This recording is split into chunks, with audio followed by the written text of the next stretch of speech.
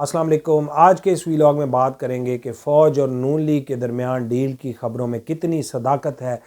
बहुत दिनों से नून लीग के हामी सहाफ़ी सोशल मीडिया पर, मेन स्ट्रीम मीडिया पर यह तासुर दे रहे हैं कि फ़ौज और इमरान खान के दरमियान ख़ासे इख्तलाफात पैदा हो चुके हैं और फ़ौज इमरान खान को घर भेजने के लिए -1 फार्मूले पर काम कर रही है, जिसमें PTI की हुकूमत तो शायद कायम रहे लेकिन इमरान खान साहब को घर जाना पड़ सकता है। हालिया दिनों में ख्वाजा आसिफ साहब ने एक इंटरव्यू दिया जिसमें उन्होंने ये कहा कि मियां नवाज शरीफ साहब पाकिस्तान की खातिर 4 से 5 कदम पीछे हटने को भी तैयार हैं। यानी दूसरे लफ्ज़ों में वो ये कह रहे थे कि वो वोट को इज़्ज़त दो का बयानिया दफन करने के लिए तैयार हैं। इसके साथ साथ उन्होंने ये भी यकीन दिलाने की कोशिश की कि नून लीग में बयानिया सिर्फ शहबाज शरीफ का ही चलेगा, क्योंकि वही मुस्लिम लीग नून के सदर हैं। शायद इससे वो ना सिर्फ अपने वोटर्स को बल्कि फ़ौज को भी ये पैगाम भेजना चाह रहे थे कि हम हर तरह की मफाहमत के लिए तैयार हैं, हमारी CV को कबूल कर लिया जाए। इसके साथ साथ उन्होंने पाकिस्तान में होने वाली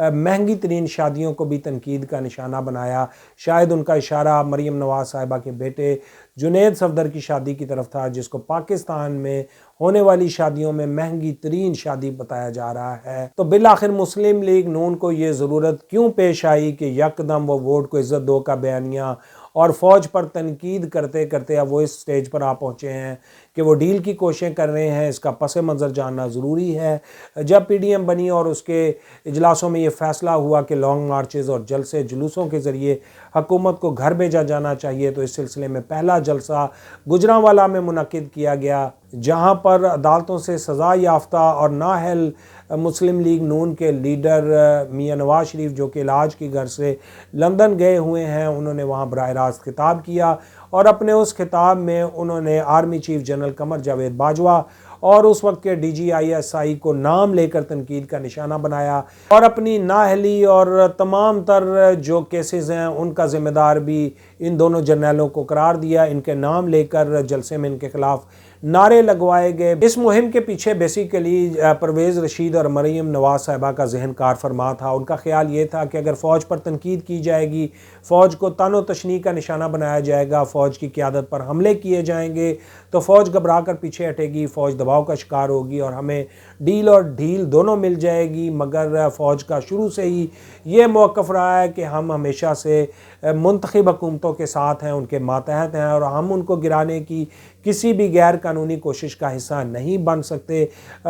मुस्लिम लीग नून बहुत अरसे से गुड कॉप बैड कॉप खेलने की कोशिश कर रही है, जिसमें शहबाज शरीफ साहब गुड कॉप के तौर पर रात के अंधेरे में फ़ौजी क़यादत से मुलाकातें करते हैं, अपने लिए सॉफ्ट कॉर्नर क्रिएट करने की कोशिश करते हैं और अपने केसेस में रिलीफ हासिल करने के लिए वो बार बार मुलाकातें करते हैं। जबकि मरीम नवाज साहिबा, परवेज़ रशीद और इस तरह के जो दीगर मुस्लिम लीग नून के रहनुमा हैं, वो फ़ौज को तनकीद का निशाना बनाते रहते हैं। ये सिलसिला अब तक चल रहा है और इसमें हत्ता कि मरीम नवाज साहिबा ने पाकिस्तान के अगले आर्मी चीफ बनने की दौड़ में शामिल चंद एक जर्नैलों के नाम लेकर उन्हें मुतनाज़ा बनाने की कोशिश की और ये यकीनन एक दुश्मन का ही एजेंडा हो सकता है कि पाकिस्तान के नए बनने वाले आर्मी चीफ को इस कदर मुतनाज़ा बना दिया जाए कि तकर्री से पहले ही उनके ख़िलाफ़ अवाम में गम व गुस्सा फैल जाए और उनके फ़ैसले कौमी नौइयत के फ़ैसले ना करार दिए जा सकें,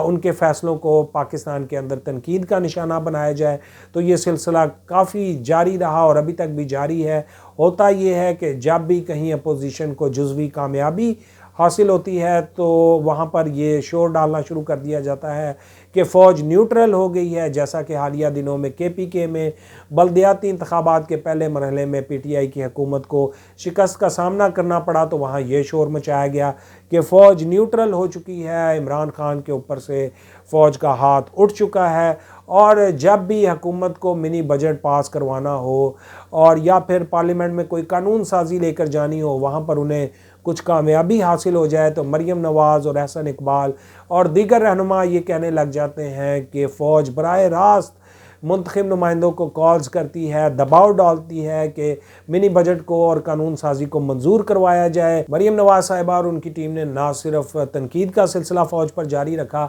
बल्कि फ़ौज के अंदर बगावत करवाने की भी कोशिश की और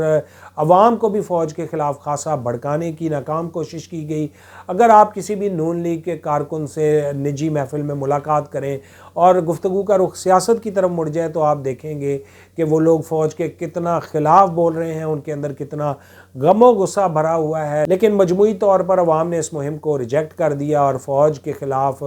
नफ़रत फैलाने की कोशिशों को अवाम में पजीराई नहीं हासिल हो सकी। अब चूँकि अगले इलेक्शन में 1.5 साल का वक्त रह गया है तो नवाज़ शरीफ और उनकी पार्टी के अंदर ये एहसास ज़ोर पकड़ रहा है कि अगर हमें अगले इलेक्शन में कुछ सीटें जीतनी हैं, अगली हुकूमत में हमें कुछ हिस्सा चाहिए तो हमें फ़ौज को अपनी CV पेश करनी होगी। जैसा कि इमरान खान साहब भी अपनी तकरीर में ऑन रिकॉर्ड ये कह चुके हैं कि शहबाज शरीफ साहब की हर तकरीर दरअसल फ़ौज को CV पेश करने की एक कोशिश होती है कि हमें खिदमत का मौका दिया जाए तो हम हर खिदमत बजा लाएंगे। शेख रशीद साहब ने हालिया दिनों में मिनी बजट की मंजूरी के बाद प्रेस कॉन्फ्रेंस करते हुए कहा कि चारों शरीफ सियासत से माइनस हैं और ये कि ये लोग चाहते हैं कि फ़ौज का हाथ इनके सर पर हो और इमरान खान के ऊपर से हट जाए। मगर मैं आपको बताता हूँ कि फ़ौज का हाथ इनके सर पर नहीं बल्कि इनकी गर्दनों पर होगा और ये कहना था शेख रशीद साहब। तो नून लीग डील हासिल करने के लिए तवातर के साथ कोशिश कर रही है, बार बार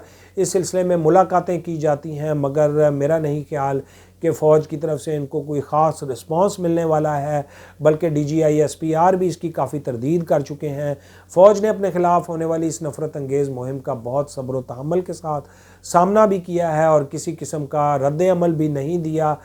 मेरा नहीं ख्याल कि फ़ौज किसी मुंतखब जमहूरी हुकूमत को गिराने की कोशिशों का हिस्सा बनेगी, मगर नून लीग की कोशिशें बाहर तौर जारी हैं। देखते हैं आने वाले दिनों में इन कोशिशों को कितनी कामयाबी हासिल होती है। इंशाल्लाह अगले वीलॉग के साथ जल्द हाजिर होंगे।